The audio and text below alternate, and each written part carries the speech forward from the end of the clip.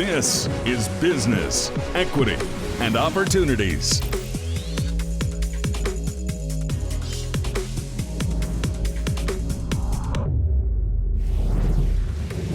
Welcome to Wish TV's Business, Equity, and Opportunities. I'm Scott Sander. This show speaks directly to entrepreneurs to help educate, inform, and provide necessary information to develop the skills you'll need to start and run a successful small business. The information comes straight from successful business owners and community leaders who have experienced all the trials and errors that a new business owner faces. Our goal is to provide useful and compelling content that focuses on diversity, equity, and opportunities. Every week, we'll focus on 7 segments designed to cover the important and often misunderstood topics you'll face when starting a small business. You'll be able to watch the show right here every week or catch the live stream on wishtv.com. You can also access all of our content and share it on demand anytime at beoshow.com. And our site will keep growing as the weeks go on with new content and additional resource information. Some of the topics coming up on today's Business, Equity, and Opportunities: a local business owner who has found great success investing in new businesses talks about the role that angel investors play in our Access to Capital segment. We'll learn the importance of good personal banking habits and the ability to start a new business in our Accounting and Bookkeeping segment. And we'll take a look at the nonprofit sector in our Industry Focus. We begin with our first topic, getting started.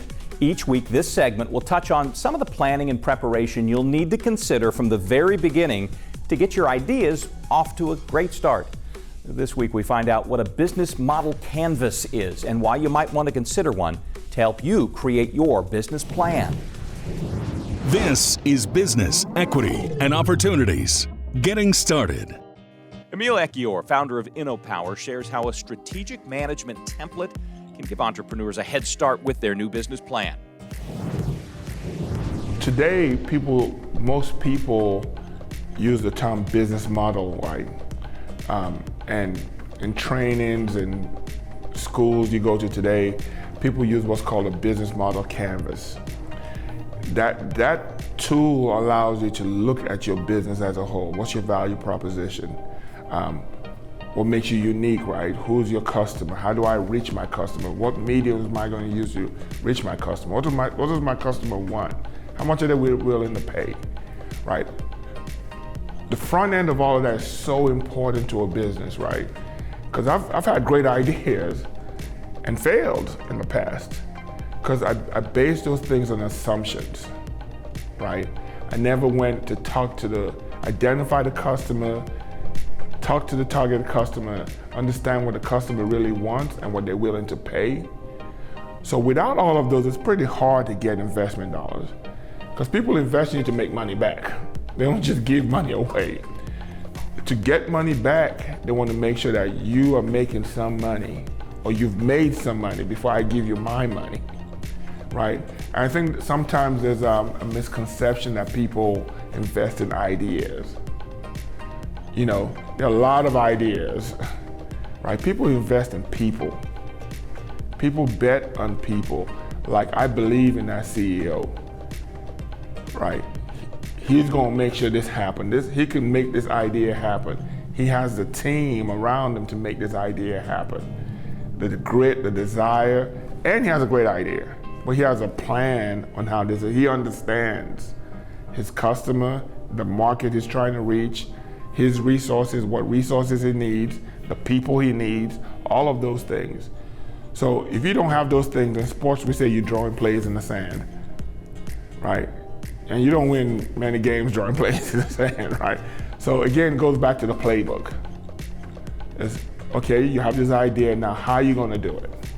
And that's what people wanna know. People wanna know the how, and then the who. So the need for a business plan, a business model, is so important, right? Because that's the first thing you wanna know when you sit down with people. Have they thought through this? And if I need money from a bank or from an investor, from my family, right? I want to know that you spent some time thinking through this and you could pay me back. And the only way you're going to pay me back is when you make money. So everybody goes into business to make money, period. I tell people this all the time. Nobody goes into business to pay back loans. So it's revenue, revenue, revenue, revenue. So how do I show that I can make money, I can generate revenue, I can generate revenue, I can generate revenue? You have to have a plan, and you have to be able to articulate that plan in detail. So not having a plan and thinking you're gonna move, if somebody has done that, then I just need to know how they did it, right? Because it doesn't work in the real world that way.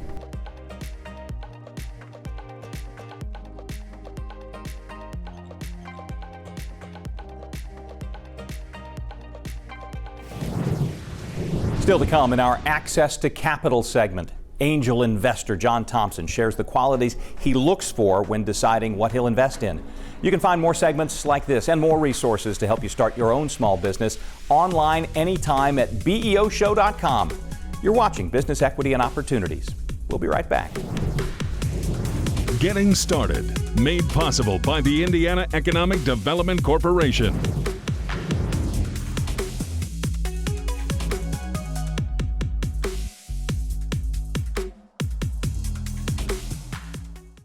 This is Business, Equity, and Opportunities.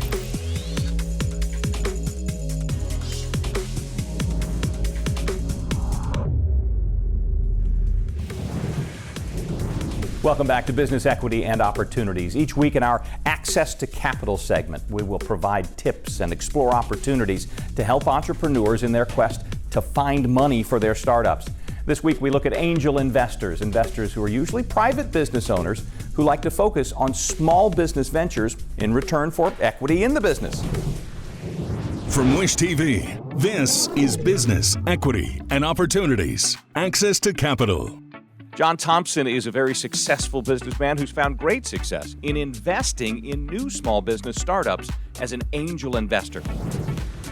Well, the thing that I started doing about 10 years ago that I do increasingly is I'm an angel investor, investing in many, many companies to help them grow. I do it with a profit motive, making a return. But at the same time, I'm very pleased that it creates and attracts high-paying jobs.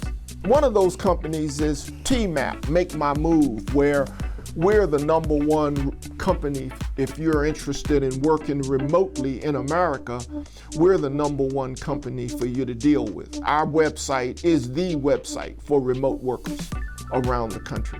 And that business is, we've gone from 5 million remote workers in America pre-pandemic to 36 million today, remote workers. That's how prevalent it is. And those people are determined to stay remote. They're gonna live where they want and do their jobs remotely. They're determined to do it. So if you won't let them do it, they're gonna quit. And so we do that both offensively and defensively. We work with companies so that their remote workers, maybe they're working remote, but they stay right here in Indiana. They don't leave the state. And then in other cases, we're working with communities to attract remote workers. That's a hot area, but it's also good for the state. Remote workers tend to make their high-paying jobs, very high-paying. And when you attract a remote worker, you're attracting, it's very unique, two things, a worker and a job, because they're bringing a job that didn't exist in this state, and the state benefits. We get the income tax from that job. They move here and pay property tax, sales tax. They eat in the restaurants, shop in the stores, and you name it. And so they bring a lot of revenue. And we've attracted a lot of remote workers working with communities. And folks will say, well, who want to live in a rural community? We've shocked people. We'll put ads in for someone to move to Greensburg. We got 2,000 applications. Now, Greensburg's paying an incentive, and Greensburg created content on our website. They created an idea. One couple became grandparents. They said, we're your local grandparents. So not just they'll babysit, but they'll go to the softball games and the baseball games. They'll go to the dance recital with you. So you're cheering for your daughter because her grandparents live in, who knows, New York City is where her grandparents are.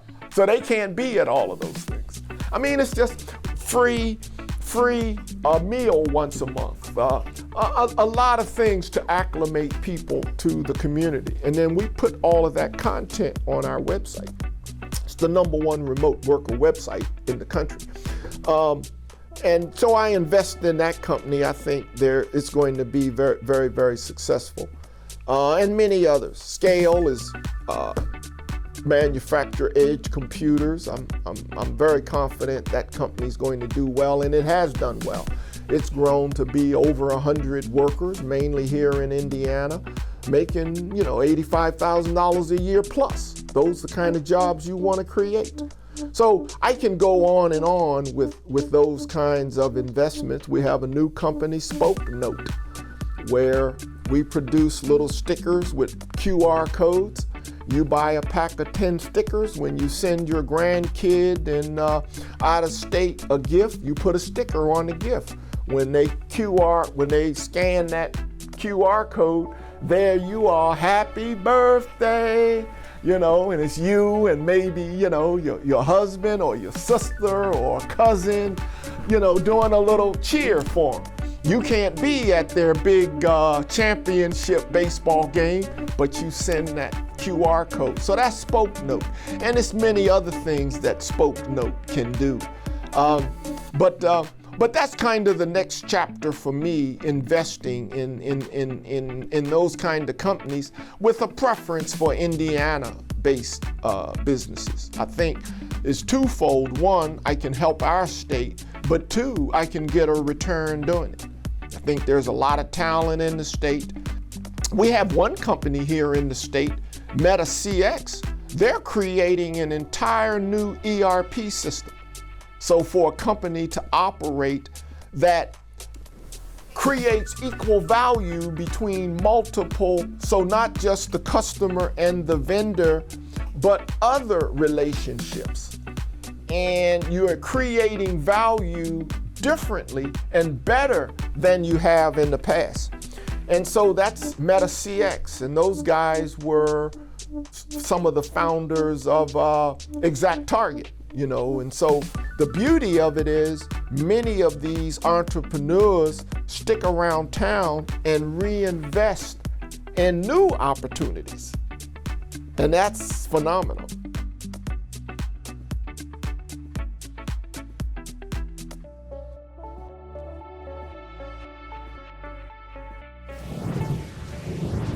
Our thanks to John Thompson for his expert thought in helping our Access Capital segment. You can find out more about Access to Capital on our website, beoshow.com. Up next, our weekly This Week in Business segment, where we take a look at some of the timely issues that could well affect you and what you do with your new business venture. You're watching Business, Equity, and Opportunities. Stay with us.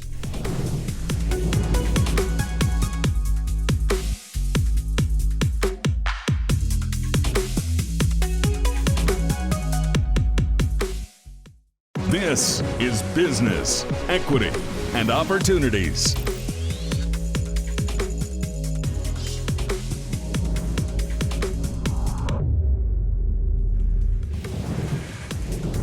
Welcome back to Business, Equity, and Opportunities. I'm Scott Sander. Successful business owners say it's very important for entrepreneurs to stay on top of the latest news and events happening in their community because they may affect their business and their customers. Each week on this show, we'll take a look at stories that carry important implications to both. This is Business, Equity, and Opportunities. This Week in Business. Successful business owners say it's very important for entrepreneurs to stay on top of the latest news. Current events in the world and in the community can have an enormous effect on small businesses. Carolyn Mosby has spent her career as an advocate for the economic growth of minority business enterprises. She shares her thoughts and concerns as she looks to the future. I think we're on the right path, but my question is whether it's sustainable. just because people woke up 12 months ago doesn't mean that this issue and this problem hasn't been around. That's the whole reason why our organization was created 50 years ago, was because corporations saw a need for an organization to help them find diverse suppliers and to validate whether they were, in fact, diverse, and to connect them so that they could enjoy contracting opportunities. So this is nothing new. We have many corporations that join our organization simply just to say they're members. They don't participate, they don't have a program, they don't come to any of our events, they don't engage with any of our suppliers. They simply pay us a membership fee to say that they're affiliated with us and that they support. Well, the support is only valid if there's engagement and if there's contracting opportunities. So if you don't have a real program, paying a membership fee to my organization doesn't do anything for the diverse suppliers that want to do business. And I think if you look at the bigger picture from an economic impact and an economic development perspective, when we attract businesses or we go out to recruit major corporations to move to Indiana or Central Indiana, we ask them to hire people, we give them tax breaks, but the one thing we don't ask them to do is to make a commitment to do business with diverse-owned companies. Because when those major corporations come here, those diverse-owned companies want to do business with them. So if we truly have a commitment to empowering diverse businesses in this state, I think that when we are bringing corporations here, one of the things we need to ask them to do is to make a commitment to spend a certain amount of dollars with diverse-owned companies on a consistent basis, and we don't do that. So I appreciate the fact that, this last year and a half, many corporations have stepped up to the plate, but my organization has been around for 50 years. And there are many corporations in Central Indiana that are not members of my organization or other organizations like mine, where we've been knocking on their doors for 50 years, trying to engage them and ask them to support minority business development, and it was only because of what I call the George Floyd guilt that we've had companies that have stepped up. But my question is, in 2 years, where will you be? How are you tracking those dollars that you have committed? Because there's really nobody out there looking to see how the dollars are being allocated. We read the press release that says this company is going to commit several million here and they're going to do this in the community, but nobody's really watching that, right? So in 2 years, where will we be? I think that's the question we all need to ask. One of the things that most of us in this space don't do is that we're not very proactive about going out and seeking the minority and diverse entrepreneurs to take advantage of our services. It's a very reactive type of service that we provide, and we really should be more proactive, because if we were more proactive, I think the connection point between those diverse entrepreneurs and organizations like mine and others, those connection points would happen a lot sooner.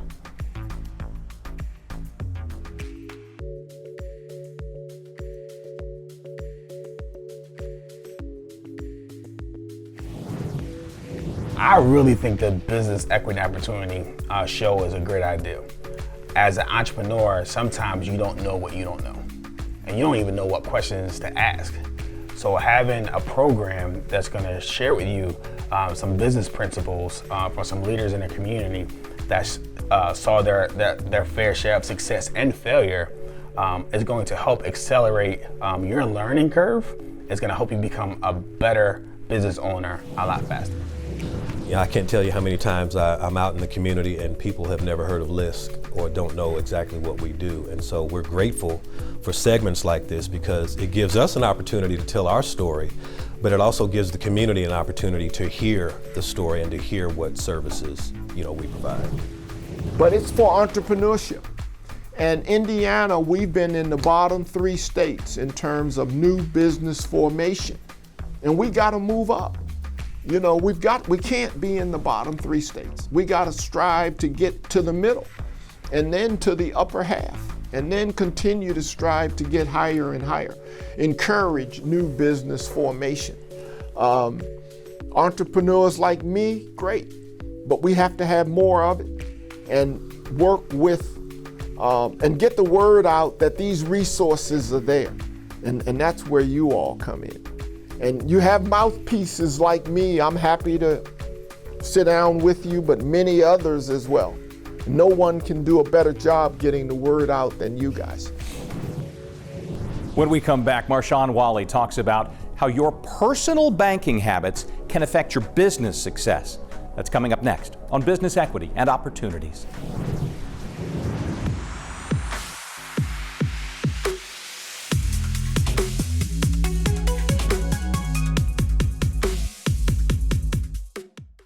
This is Business, Equity, and Opportunities.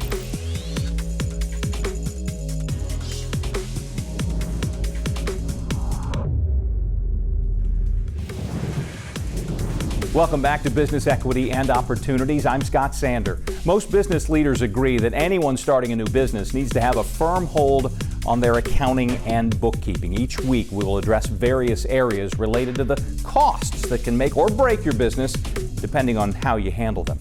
Experts tell us the best accounting and bookkeeping practices often start with your personal banking habits. This is Business, Equity, and Opportunities. Accounting and Bookkeeping. Marshawn Wally is the president and CEO of Black Onyx Management. He's a consultant specializing in areas that focus on diversity, equity, and inclusion. His firm recently did an impact study for a Black-led community development financial institution in which he quoted a survey of Black businesses showing 80% felt access to capital was a significant problem. This has forced many minority businesses to rely on personal funds as their only option. He says compounding the problem is a lack of education in proper personal accounting and bookkeeping practices. One of the things that was really shocking to me was that it was an FDIC survey that looked at banking rates. And so one of the things we learned was the Black community nationally was around 50% either unbanked or underbanked. And when you talk to bankers locally, they think that might be even higher. What that signals is weak banking relationships. That means that you're not going in and asking for a mortgage. You may not be going in and asking for a credit card. You're probably not going in and asking for business loans.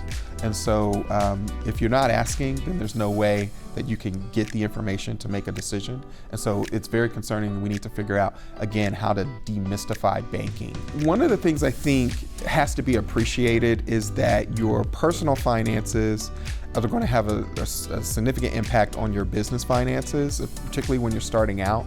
And so it's going to be very important to have like a financial plan to think about, okay, what do you look like as a credit risk to folks that might want to lend you money to start a business? And have you been able to fully manage the credit that you do have, if you have any credit at all? We can't underestimate the role of personal finances and having a plan for your personal finances, because that's going to translate into business success. You have to have the discipline to make the right decision at the right moment, at the right time, and really even have a plan to know where you want to go and where you want to be. Having an accountant or a bookkeeper to help you understand what your financials look like quarterly from a balance sheet perspective, or even understanding your cash flow to be able to know when you can make purchases and when you should not make certain purchases. And so you can look great, and you have to understand the interplay between the balance sheet and the cash flow, because you can look great on your balance sheet, but if your cash flow isn't operating properly, then you just look good on paper and you're not actually operating appropriately as a business. One of the things that's really been helpful for me in my business is having a great relationship with an accountant, because you just need someone to kind of be looking over your shoulder a little bit to help you understand what your financials look like and to even plan for your taxes. You don't want a huge tax bill at the end of the year. You can plan for that and make payments over time. You can also understand what's going on with your business. Are certain business units or segments of your business doing well? Are they running flat? Are they going the wrong direction? And part of being a business owner is coming up with the ideas to improve your finances. And so you can't do it all. You need help. And one of the key areas that I think folks really should consider is getting a good accountant, a good bookkeeper to kind of help you with your financial planning.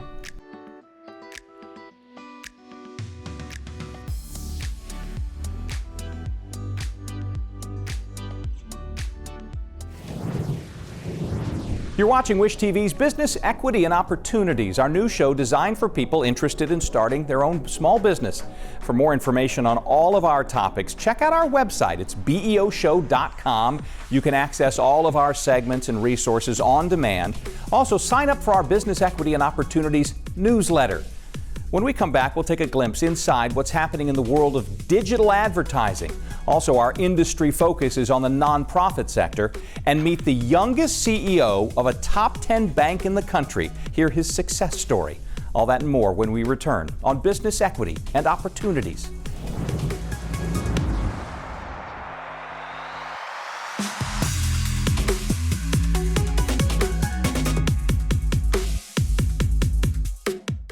This is Business, Equity, and Opportunities.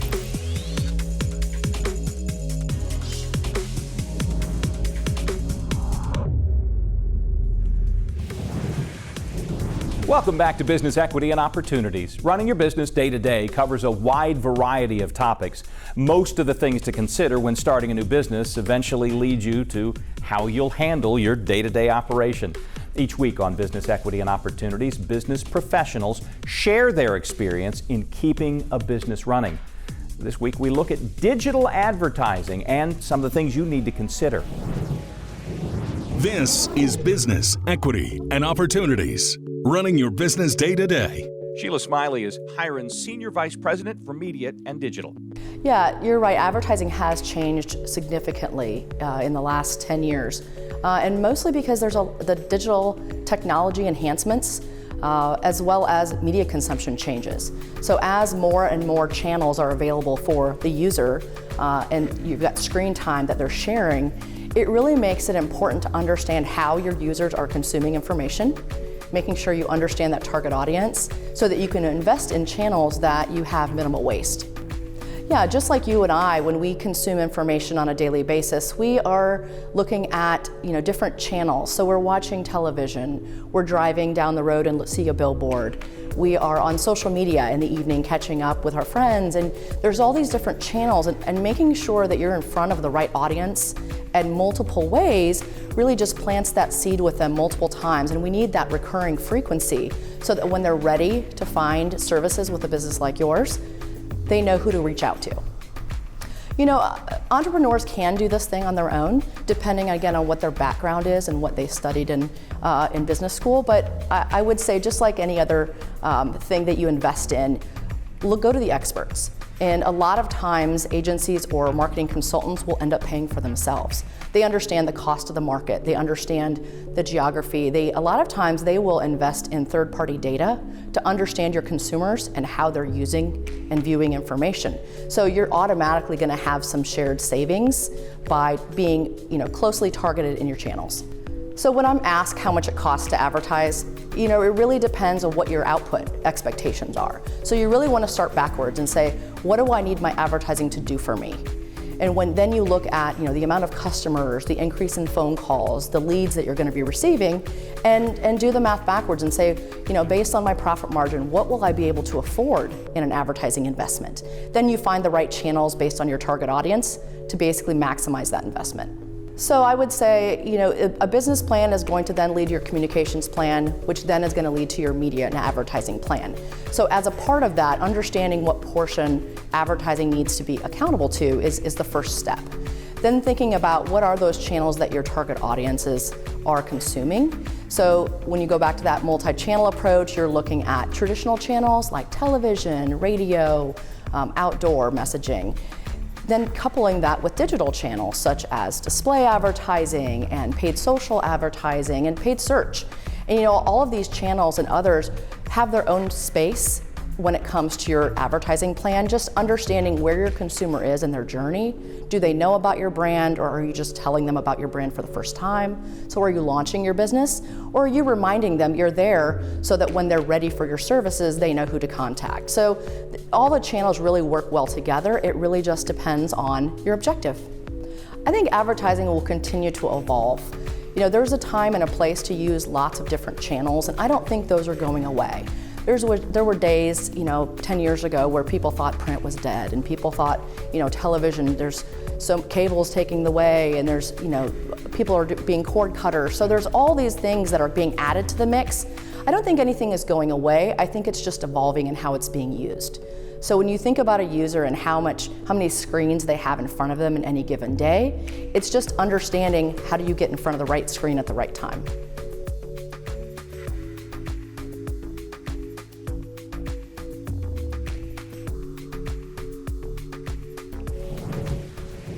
I love it. I love the concept of the show because I think when I heard the first about the idea, my whole thought process was this can be a platform to give, Jane Smith, Joe Smith, whoever is sitting and watching this show, just an opportunity to really look and say, maybe it's not as far as I thought. Maybe it's right within my reach if I really do assess my risk, understand how to be capitalized, and put myself in the best place to be able to work whatever plan I have.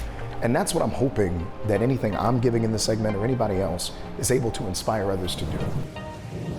Giving entrepreneurs, would-be business owners, management teams, the opportunity to know where resources are, whether they be the financial resource providers or the technical assistance that companies need to put together their business plans, to work with accounting firms for their financial needs, and a myriad of other services that are all necessary for any level business to succeed and grow and thrive. Still to come, our industry focus. Dr. David Hampton, LISC CEO, cites some ways that LISC is helping both businesses and the communities they serve. It's coming up shortly on Business, Equity, and Opportunities. I'm Scott Sander. Running your business, made possible by 1150 Academy.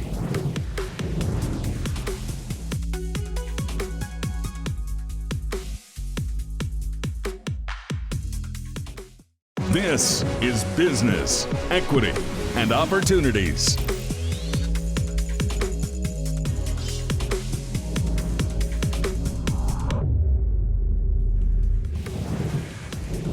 Welcome back. I'm Scott Sander. Each week on Business, Equity, and Opportunities, we will focus on a specific industry in business and focus on how it works. This week, we look at how a not-for-profit organization is making a difference by helping young businesses and the communities they serve. This is Business, Equity, and Opportunities. Industry Focus. Dr. David Hampton, Executive Director for LISC Indianapolis, a local initiative support corporation that works with neighborhoods to close the racial equity gap. So when we think about community development and how to strengthen communities and neighborhoods, it's important for us to note that we work really within a sort of a place-based strategy. And by place-based, I mean we look for opportunities in particular neighborhoods. We work specifically in what we call Great Places neighborhoods. And most neighborhoods have developed their own quality of life sort of narratives. This is what we'd like to see in our neighborhood. We'd like to see more programs that help us to reduce the food equity and access paucity. Or we like to engage more in some of the social determinants of health, or we'd like to see more affordable housing in our neighborhood. So when we talk about quality of life, LISC really steps in to encourage organizations to work where you are and find the strengths in your neighborhoods. For example, if you're close to a YMCA, if you're close to the Marion County Health Department, if you are close in proximity to a school. We're here at Edna Martin, for example. This is a vital area. It's close to a school. You have Edna Martin Christian Center. You have other organizations in the neighborhood that when they work together, they work in a synergy that not only builds the individual organization, but it builds the ecosystem around it so that there's a sustainable community. And that's what we try to do at LISC. We encourage building communities that go beyond just the benefits of an individual organization. It's the same sort of mentality of any business or corporation. For example, if a corporation is deciding where to place, let's say, a new Walmart, a new grocery store, they're going to really think about what is going to bring the greatest return on investment. And so if you place that corporation in a neighborhood where where there's a very low economic, where the income level is low, then automatically you can sort of see, that we might not have a great return on investment. And so as a result, some grocery stores have actually closed and have moved out of those neighborhoods. Well, you automatically create a food desert, right? So now there's no grocery store in that neighborhood. Well, let's say the grocery store closed, but also a school closed. Two, very vital anchor institutions, right? A school and a grocery store are vital to a neighborhood. So we also operate from what we call a LOVE model. LOVE means livability, opportunity, vitality, and education. When we look for neighborhoods that perhaps lack one or all of those sort of dynamics, and we look to strengthen. So how can we build the educational infrastructure around this neighborhood? How can we create a more livable neighborhood? Perhaps a neighborhood needs sidewalks. Perhaps businesses need facades that are sort of revitalized. We provide facade grants, we provide small business grants, we look to partner with job training opportunities, educational opportunities. So we try to fund a wide range of services so that neighborhood organizations and businesses can thrive where they are and not have to be it's what we call zip code apartheid, right? It's your life expectancy, your quality of life should not really be determined by your zip code, but that is the reality. And LISC is an organization that steps in and says, we might be able to partner with you to help provide resources to build neighborhoods that help you to thrive.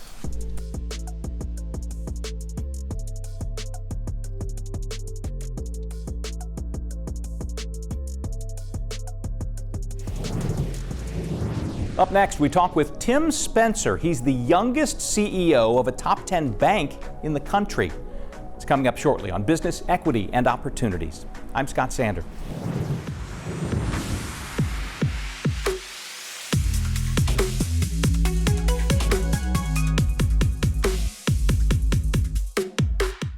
This is Business, Equity, and Opportunities.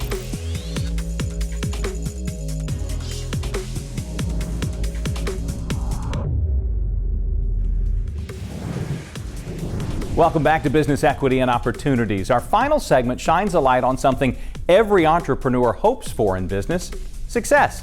Each week on Business, Equity, and Opportunities, we share a success story from one of our business contributors. These are stories from those who've succeeded as owners of their own businesses or as successful heads of corporations that as entrepreneurs you may well interact with. This week we had a chance to meet with a new regional banking leader who shares his personal path to success and his hopes for accomplishments to come in our community. This is Business, Equity, and Opportunities. Success Story. Recently announced as the CEO for Fifth Third Bank, Tim Spence is the youngest CEO of a top 10 bank in the country. Not everyone's path is such a fast track to success, but the decisions he made along the way had a definite impact. I'm a big believer that short of maybe being a doctor or an educator or somebody who works in a nonprofit or social services field, there are not that many professions that allow you to have the kind of impact on the place where you live that you can have when you work for a financial institution. And it's because of the resources we have, it's because of the connectivity, and it's because embedded in our business model is this idea that when our customers do well, the bank does well. And that was always, as somebody who is really civically minded, an important thing to me. It gives a purpose to what you do on a day in, day out basis that extends beyond just the business of banking.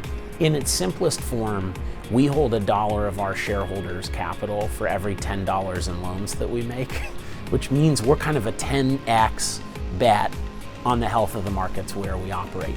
So when people are able to transition from renting to being a homeowner, or when businesses have the capital to invest, to grow, and they create more employment opportunities than otherwise, our business works really, really well.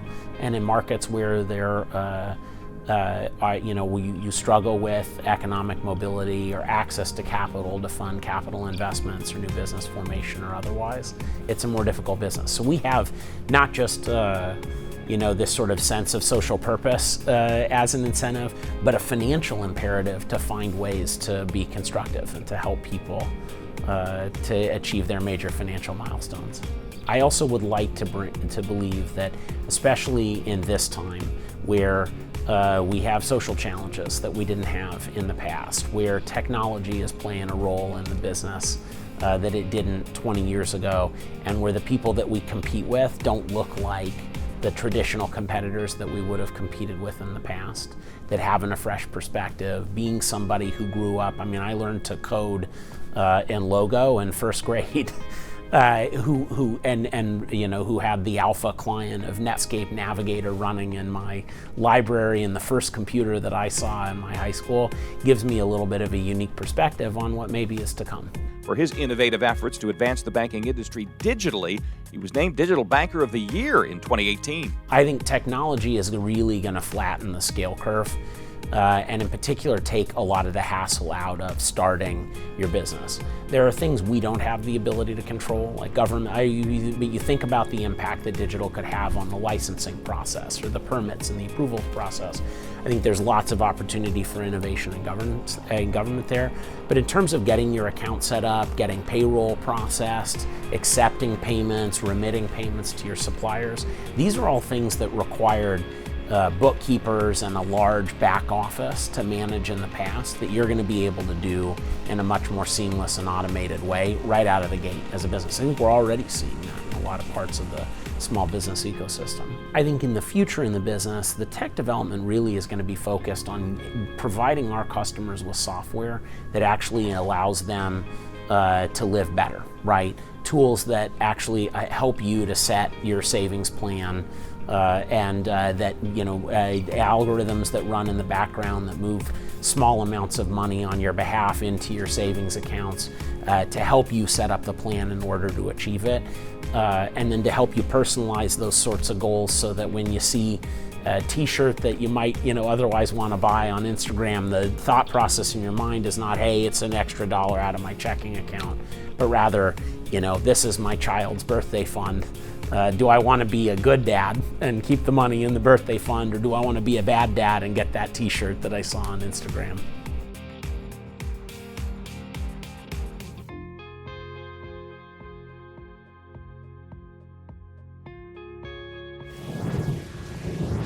For the people that we want to feel like they have opportunity, right? To feel like, you know what, I could really go start a business. I can't remember in my time being here in the US ever having something I could turn to that talks consistently to me as a black person about business. Right, so having that consistently, not once a quarter, blurbs, posts, but a consistent conversation about business startup towards a specific demographic, right? And in a lot of ways, right, TV has sent a lot of subliminal messages that didn't go to black people. Today, we see a lot more messages toward the black community, but this message about business startup, about an environment that encourages entrepreneurship, risk-taking, economic freedom, all of those things, right? And that consistent message, I say it's like hearing a song on the radio all the time. You don't like the song, but you just find yourself singing it. It's the same thing with this. Having the show and your commitment, and the commitment to a 52-week show that people can tune into, can watch online any day of the week, and then having follow-up resources. So it's one thing to hear about a business plan, and I got to go Google it and find out who has the best template for me to see. It's another thing to talk about a business plan and then have a link for you to click on that shows you examples, and then who you could go to in your community to help you do this. I think those things are game changing. I think it's innovative, right? So to me, those are the kinds of innovations that we need in a community that's starting to build things from the infancy stages. So, especially having the name Business Equity, so there's no misgivings on who is speaking to, right? And those are the kind of things we need, where people know exactly that, hey, look, this is for me. I can actually do this. If I have a booth space in a salon and I make $1,500 a week, but I'm not a registered business, you know what? I can actually go start my business, become bankable, and build my credit, and it's a game changer. So I think this is part of why I say Indy is so unique, because opportunities like this exist, and the fact that it's happening, right? It's really exciting, because it also triggers the mindset of something new coming to the community. It triggers the mindset of, like, we're actually making a change, right? It's actually something happening in Indy. So really appreciate that that's happening. Really appreciate it happening now and not 5 years from now. So I think it's a game changer, because now business owners, businesses, people who have ideas can turn into a station or tune in on a Sunday and see people that look like them, talking about things that they dream about. So I love it. I think the timing is perfect, and I think it's going to inspire a lot of change here in Indy in the immediate future. Our thanks to all our contributors on this week's episode of Business Equity and Opportunities. We hope you found the information enlightening, useful, maybe inspiring. Be sure to discover more great videos and information online, beoshow.com. There you can access all of our content and share it on demand anytime. And be sure to sign up for our new Business Equity and Opportunities newsletter and get even more valuable, up-to-date information. Join us again next week and every Sunday for more insights into the world of small business on Business Equity and Opportunities. I'm Scott Sander. Thanks for watching.